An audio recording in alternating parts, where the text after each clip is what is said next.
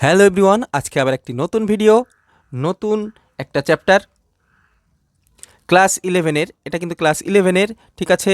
স্বাস্থ্য শিক্ষা ও বিদ্যালয়ের স্বাস্থ্য শিক্ষা চ্যাপ্টারের নাম হচ্ছে স্বাস্থ্য শিক্ষা ও বিদ্যালয়ের স্বাস্থ্য শিক্ষা।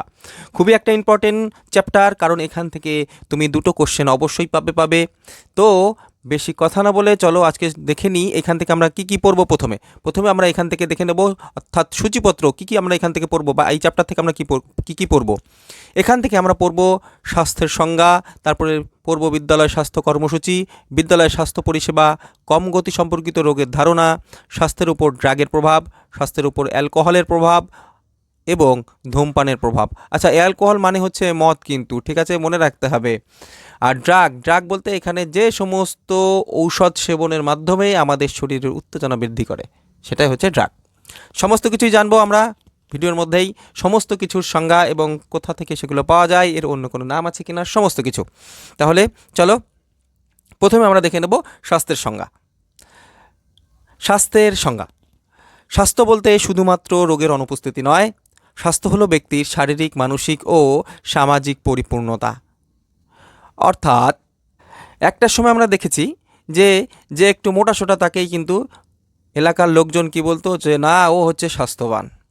কিন্তু এখন কিন্তু বর্তমানে বিজ্ঞানের অগ্রগতির ফলে এই সমস্ত জিনিসগুলো কিন্তু পরিবর্তন হয়েছে। ঠিক বলছি কিনা মিলিয়ে নাও, তোমাদের বাবা বা মায়েরা যখন মোটাসোটা থাকতো তখন বলতো না, গায়ে পায়ে লেগেছে। এখন কিন্তু অনেকটাই স্বাস্থ্যবান মনে হচ্ছে, আসলে কিন্তু তা নয়। তার মধ্যে বহুত রোগ দেখা দিয়েছে, তাহলে সেটা কিন্তু স্বাস্থ্য নয়। স্বাস্থ্যের কথা হচ্ছে যেখানে রোগ থাকবে না এবং সামাজিক, মানসিক, শারীরিক, অর্থনৈতিক অর্থাৎ টাকা পয়সা সমস্ত দিক থেকেই ভালো থাকতে হবে, তাহলেই সেটা হচ্ছে স্বাস্থ্য। এবার তোমরা এর নাম শুনেছো, WHO, তিনি বা তারা একটা সংজ্ঞা দিয়েছেন স্বাস্থ্য কাকে বলে। স্বাস্থ্য হলো কেবল রোগ বা দুর্বলতার অনুপস্থিতি নয়, বরং সম্পূর্ণ শারীরিক ও সামাজিক একটি অবস্থা। অর্থাৎ শুধুমাত্র যে রোগ থাকবে তা নয়, শুধু যে দুর্বলতা চলে যাবে তাও নয়, কিন্তু সম্পূর্ণভাবে শারীরিক এবং মানসিকভাবে। আর আচ্ছা, শারীরিকভাবে কি? আর শারীরিকভাবে যদি বলি, তাহলে তোমার মধ্যে সঠিকভাবে সমস্ত কাজ করার ক্ষমতা থাকবে, অর্থাৎ শক্তি থাকবে, দুর্বলতা থাকবে না যে এই কাজটা করব না, অলসতা থাকবে না। তারপর আর কি থাকবে? সামাজিক সুস্থতা কি? সমাজে ভালোভাবে বেঁচে থাকতে হবে। সমাজে ভালোভাবে বেঁচে থাকতে হলে কী করতে হবে? লোকজনের সাথে কথা বলতে হবে, মিষ্টিভাবে কথা বলতে হবে, সেটাই হচ্ছে সামাজিক সুস্থতা।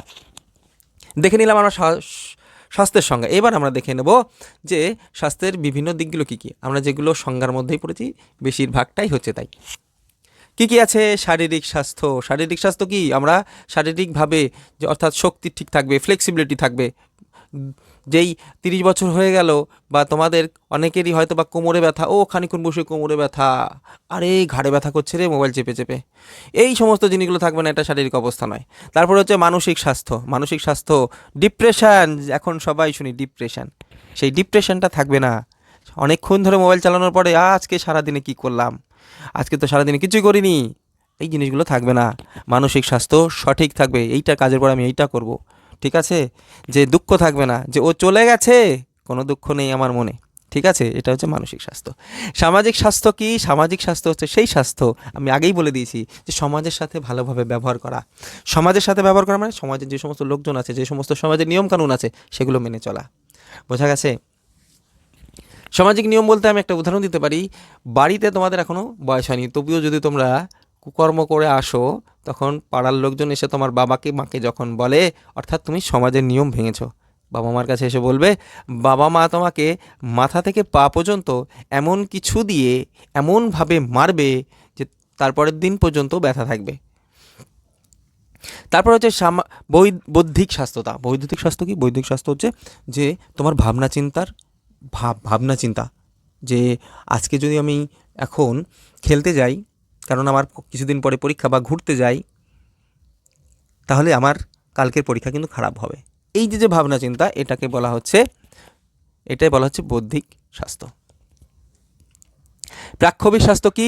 প্রাক্ষবিক স্বাস্থ্য হচ্ছে আমাকে ছেড়ে কেউ চলে গেছে, আমি খুবই ডিপ্রেশনের মধ্যে আছি, এটা কিন্তু মানসিক একটা স্বাস্থ্য সমস্যা। কিন্তু প্রাক্ষবিক সমস্যা কি, যে না ও চলে গেছে তো কী হয়েছে, আমি নেক্সট টাইম ভালো পড়াশুনো করে ভালো চাকরি পেলে আমি ওকে দেখিয়ে দেবো, এটা হচ্ছে প্রাক্ষবিক স্বাস্থ্য। তারপর হচ্ছে পরিবেশগত স্বাস্থ্য। পরিবেশগত স্বাস্থ্য কি, পরিবেশে সঠিকভাবে থাকা, পরিবেশে কোথাও নোংরা সঠিকভাবে সঠিক জায়গায় নোংরা ফেলা, সঠিক জলের ব্যবহার করা, সঠিকভাবে ইলেকট্রিসিটির ব্যবহার করা, এগুলো হচ্ছে পরিবেশের স্বাস্থ্য বলা যেতে পারে।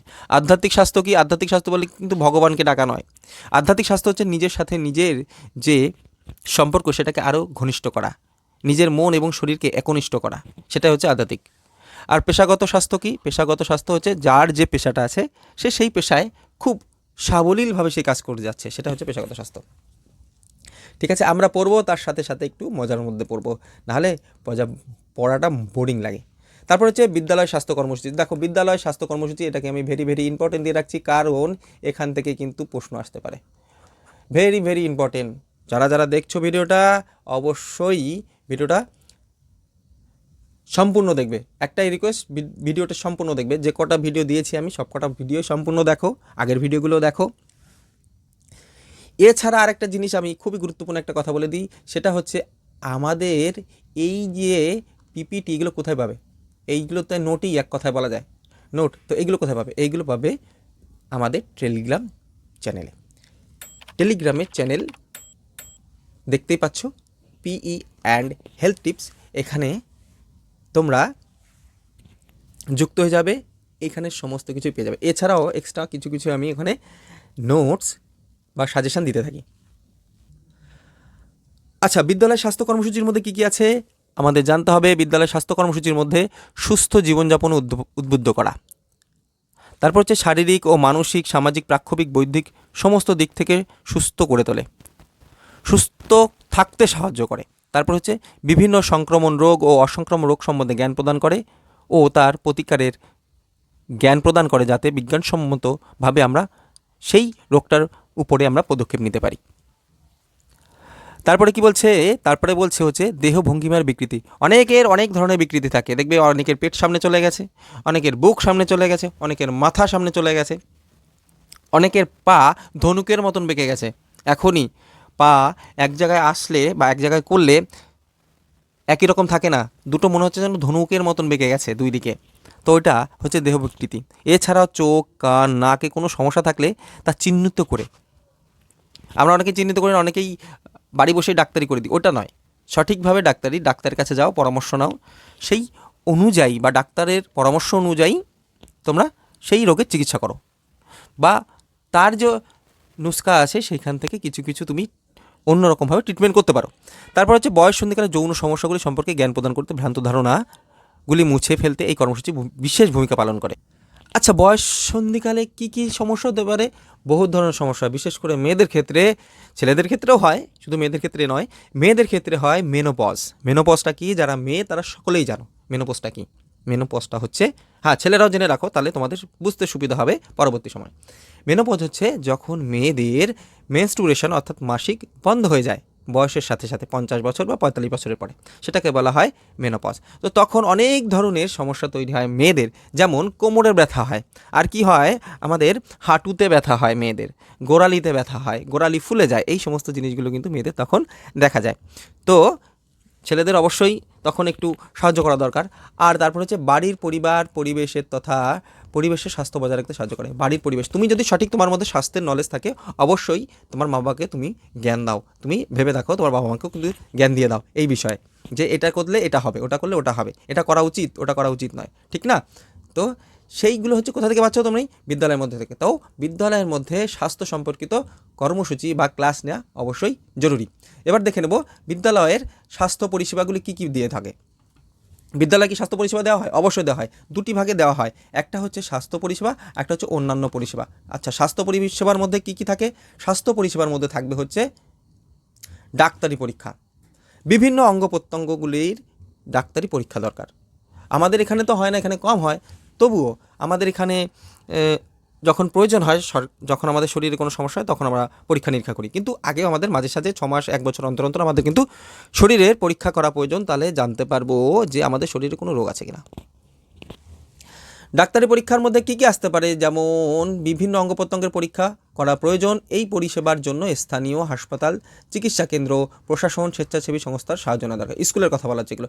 স্কুল কোনো সরকারি হাসপাতাল হোক বা স্বেচ্ছাসেবী কোনো সংস্থার সাথে হোক, তারা একসাথে হয়ে কি করতে পারে, তারা একটি ক্যাম্প করতে পারে।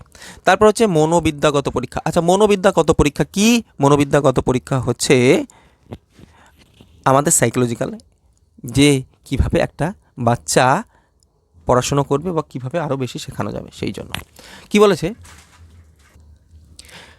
শিশুদের মানসিক গতিবিধি বোঝার জন্য মনোবিদদের দ্বারা শিশুর মনোবিদ্যাগত অবস্থার পরীক্ষার প্রয়োজন। এটা বিদেশে অনেক জায়গায় হয় যে যখন অ্যাডমিশন নিচ্ছে তখন কিন্তু বাচ্চাদের বিভিন্ন মেডিকেল টেস্ট করিয়ে নিয়ে আসতে হয়, সেখানে ডাক্তারদের সিগনেচার থাকবে, তারপরেই কিন্তু ভর্তি নেওয়া হয়। বিদ্যালয় স্বাস্থ্য সংক্রান্ত পরীক্ষা, অর্থাৎ বিদ্যালয়ে ভর্তির সময় শিক্ষার্থীর ওজন, বয়স জমা দিতে হবে এবং সেগুলি যত্ন করে রাখতে হবে। ঠিক আছে, এবার স্বাস্থ্য পরিষেবা হয়ে গেলে এবার দেখব আমরা অন্যান্য কি কি পরিষেবাগুলো থাকে। বিভিন্ন পরিষেবা, চিকিৎসা শিবির করা, স্কুলে চিকিৎসা শিবির করা এবং সেখানে বিভিন্ন ধরনের ট্রিটমেন্ট দেওয়া।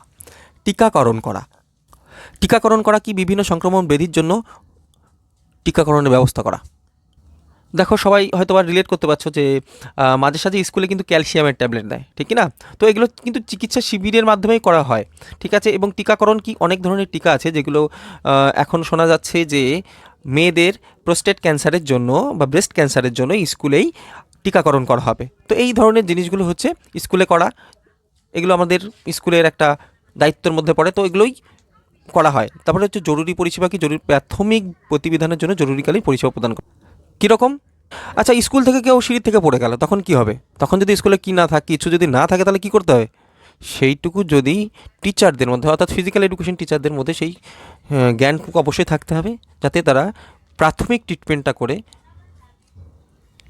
তারপরে যেন হাসপাতালে পাঠাতে পারে।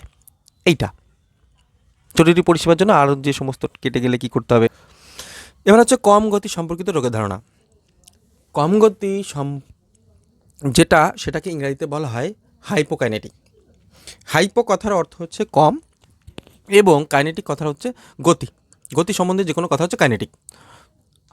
অর্থাৎ যদি বলা হয় হাইপোকাইনেটিক কি? হাইপোকাইনেটিক হচ্ছে পরিশ্রম কমজনিত রোগ। যখন মানুষ কাজকর্ম কম করে তখন তাদের শরীরের মধ্যে বিভিন্ন ধরনের রোগ হয়। কি কি রোগ হয়? তাদের মধ্যে রোগ হওয়ার থাকে স্থূলতা এবং টাইপ 2 ডায়াবেটিস, অস্টিওপোরোসিস, উচ্চ রক্তচাপ, হৃদরোগ, আরও অনেক কিছু থাকে,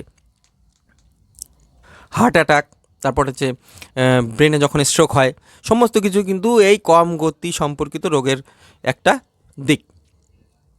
যখন আমাদের জীবনশৈলী, অর্থাৎ আমরা জীবনে কোনো কাজ করছি না, অর্থাৎ জীবন বলতে আমরা বেঁচে থাকতে কোনো কাজ করছি না, সেরকম ভারীর কাজ খাচ্ছি, একদম পেট পুড়ে খাচ্ছি, একদম গলা পর্যন্ত খাচ্ছি, কিন্তু কাজ করছি একদম মিনিমাম, কিচ্ছু করছি না। বাড়ি থেকে জল খেতে হলে মাকে বলছি, বাবাকে বলছি যে জলটা একটু এনে দাও। এইগুলোর জন্যই কিন্তু এই রোগগুলো বেশি দেখা যায়। ভয় পাওয়ার কিছু নেই, ঠিক আছে। শুধুমাত্র এক্সারসাইজ করলেই রোগগুলো কিন্তু কমে যায়। এই রোগগুলো কিন্তু খুবই খতরনাক। এইগুলো কিন্তু আর এক ধরনের বলা হয়, এগুলোকে বলা হয় নন কমিউনিকেবল ডিজিজ। অর্থাৎ নন কমিউনিকেবল কি? এখান থেকে অন্য কারোর দেহে যাবে না। তুমি যদি কারো মোটার পাশে বসে খাও বা মোটা কোনো ব্যক্তির পাশে তার সাথে একসাথে শেয়ার করছো, তাতে কিছু হবে না।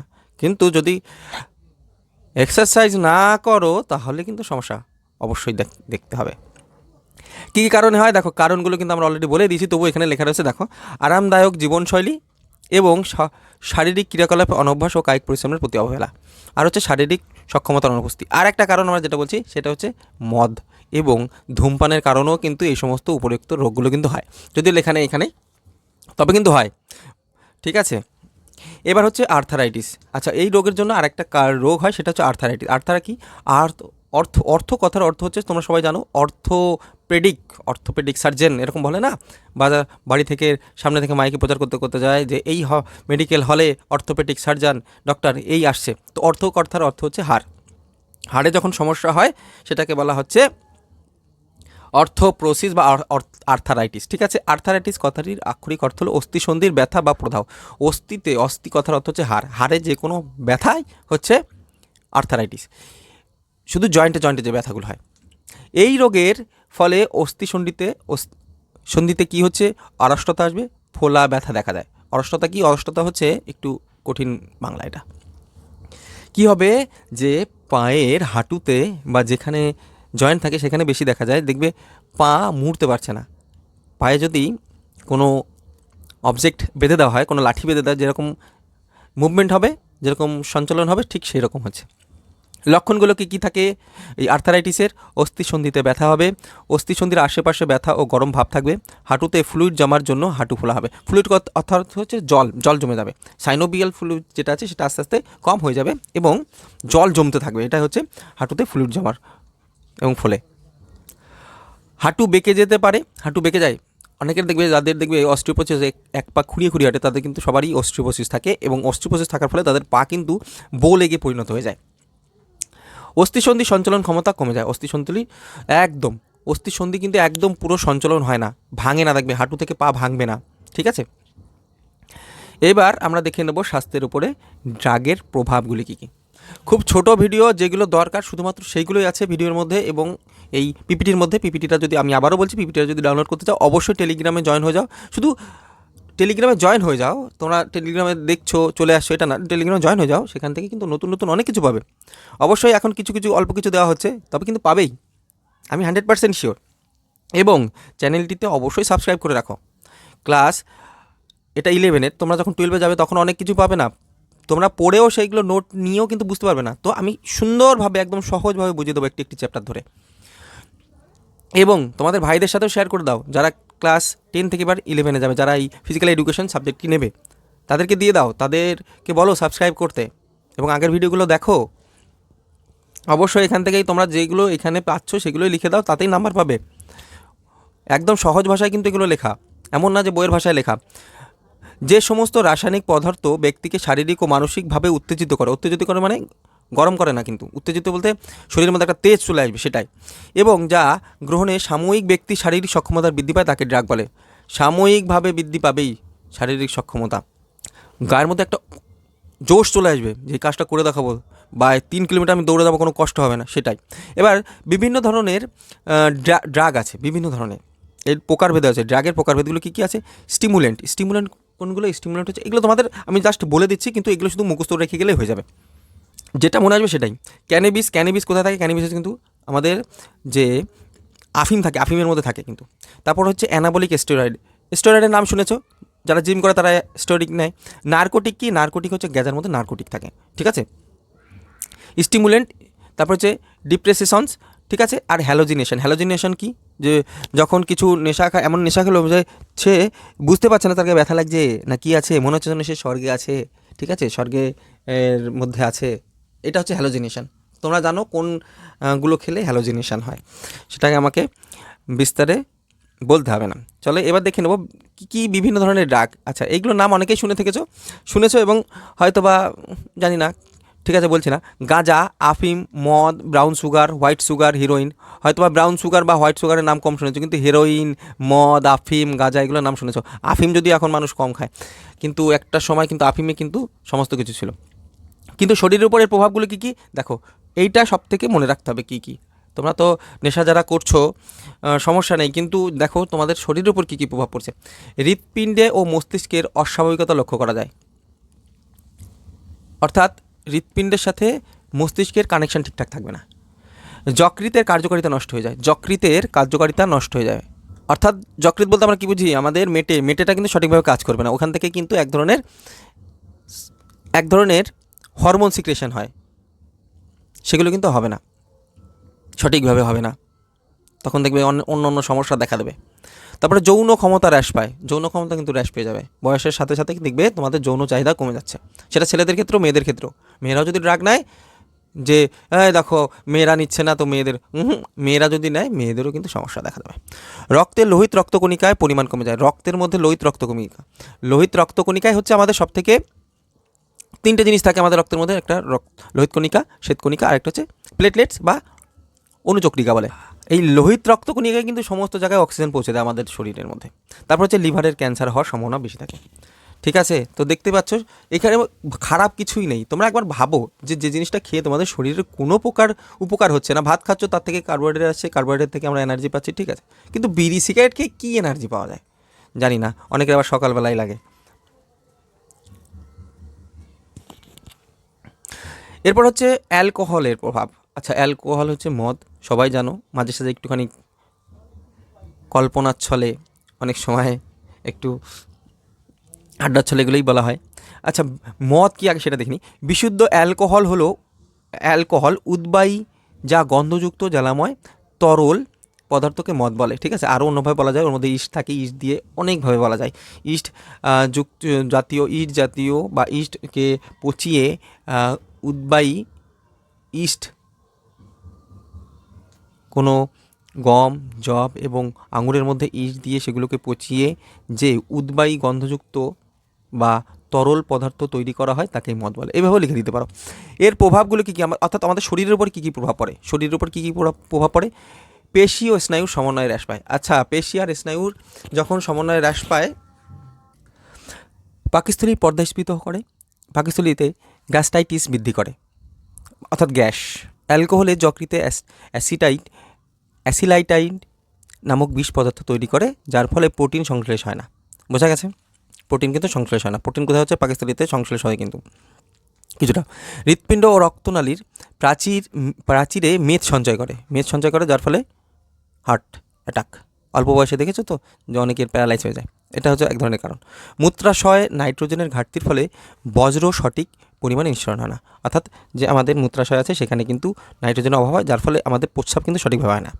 অনেকে বলবে না প্রস্রাব তো ঘন ঘন হয়, কিন্তু ওই মধ্যে থেকে কিন্তু শুধু জলটা বেরিয়ে যাচ্ছে, কিন্তু আমাদের শরীরের যে বজ্রটা ওখানে জমা হয়েছে সেটা কিন্তু বের হয় না।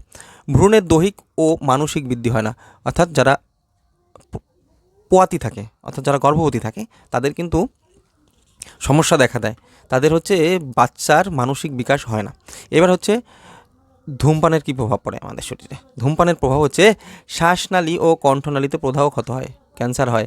বাপরে বাপ, সেই প্যাকেটের উপরে যে কোনো সিগারেট হোক, বিড়ির উপরে এমনভাবে ছবি দেওয়া থাকে, তাতে তো দেখে এমনি ভয় লাগে। কেউ যদি, যারা বিড়ি খায় তারা যদি একবার করে দেখে ফটোটা, যদিও তাদের কোনো প্রভাব পড়ে না, তবুও যদি দেখে একদম সঠিকভাবে যে আমারও একদিন এরকম হবে, তাহলে দেখো কীরকম হয়। অতিরিক্ত মিউকাস জমে শ্বাসনালীর পথ সংকীর্ণ হয়। আচ্ছা, মিউকাস কি? মিউকাস হচ্ছে আমাদের ওই যে নাকের থেকে যেটা বের হয়, ওটা হচ্ছে মিউকাস। ওটা হচ্ছে শ্বাসনালীতে জমে গিয়ে তখন পথটা সংকীর্ণ করে দেয়। বোঝা গেল? এরকম নালীর মতন থাকে, তখন এর ভিতরে যদি জমে যায় তাহলে কিন্তু সম্পূর্ণভাবে কিন্তু হাওয়াটা যাবে না, এখানে বাধা হয়ে যাচ্ছে দুই জায়গায়। তো তার জন্য কিন্তু অনেক সময় চোখ হয়ে যাওয়ার সম্ভাবনা থাকে। হাঁপানি ও নিউমোনিয়া ও ব্রঙ্কাইটিস রোগ হয়। ব্রঙ্কাইটিস রোগ আমাদের বুকে হয়, মানে আমাদের যে ফুসফুসে হয়। ফুসফুসে ক্যান্সার হওয়ার সম্ভাবনা থাকে। রক্ত ঘনত্ব বৃদ্ধি পায়, ফলে জমাট বাঁধার প্রবণতা থাকে। অর্থাৎ রক্ত যদি পাতলা থাকে খুব ভালো হয়, রক্ত যদি গাঢ় থাকে তাহলে কিন্তু সমস্যা হয়। অনেকে দেখে নিতে পারো যে রক্ত কেমন, হালকা নাকি মোটা, অর্থাৎ পাতলা না গাঢ়। হাড়ের ঘনত্ব কমে যায়, যার ফলে কি দেখা যাবে? ওই সেই অস্টিওপোরোসিস দেখা যাবে, আর্থারাইটিস দেখা যাবে। শুক্রাণু ও ডিম্বাণুর উৎপাদন কমে যায়। শুক্রাণু হচ্ছে ছেলেদের, মেয়েদের হচ্ছে ডিম্বাণু, ঠিক আছে? যারা ধূমপান করো, সিগারেট বিড়ি খাও, দেখবে খুব একদম জোশের উপরে খাওয়া ভালো দেখানোর জন্য, ঠিক আছে? তবে এত বেশি খাওয়া উচিত না যাতে শরীরের উপরে, আরে ভাই আমার শরীর, আমি যদি সঠিক না রাখি তাহলে কে রাখবে? ঠিক আছে? কারোর ব্যথা কেউ দেখতে পাবে না, একটু জ্ঞান দিয়ে নিলাম। তোমার ব্যথা তুমিই দেখতে পাবে, ছ্যাঁকা খেলে তুমিই খাবে প্রেমে, তারপরে তোমার কেটে গেলে তোমারই ব্যথা লাগবে, ঠিক আছে? তো নিজেরটা নিজের ভালো বুঝতে হবে, ঠিক আছে? ধূমপান এই সমস্ত জিনিস থেকে একটু দূরে থাকতে হবে। চলো তাহলে আজকের মতো এখানেই। অবশ্যই যদি ভিডিওটি ভালো লেগে থাকে অবশ্যই লাইক করে দিও। তোমাদের লাইকটা চাওয়া হয়, কারণ লাইক দিলেই অন্য কেউ দেখতে পাবে, কারণ ইউটিউব প্রমোট করবে, তার জন্যই। কিন্তু তোমরা কিন্তু দেখছো ভিডিও, কিন্তু কেউ সাবস্ক্রাইব করছো না। আমি দেখিয়ে দেবো যে সাবস্ক্রাইব কী অবস্থা। একটু সাবস্ক্রাইব করো, তাতে আমারও মোটিভেশন পাই, আরও বেশি ভিডিও বানাতে পারবো এবং আরও খুব সুন্দরভাবে। এগুলো পরীক্ষার জন্য একটু তাড়াতাড়ি বানিয়ে দিচ্ছি, তবে এরপর থেকে যে ভিডিওগুলো আসবে খুব সুন্দর, তোমাদের একদম সহজভাবে বুঝিয়ে দেবো, সেখান থেকে নোট করে নেবে, তাতেই তোমাদের আই থিঙ্ক টিউশনে যেতে হবে না। তো চলো আজকে এখানেই, থ্যাংক ইউ।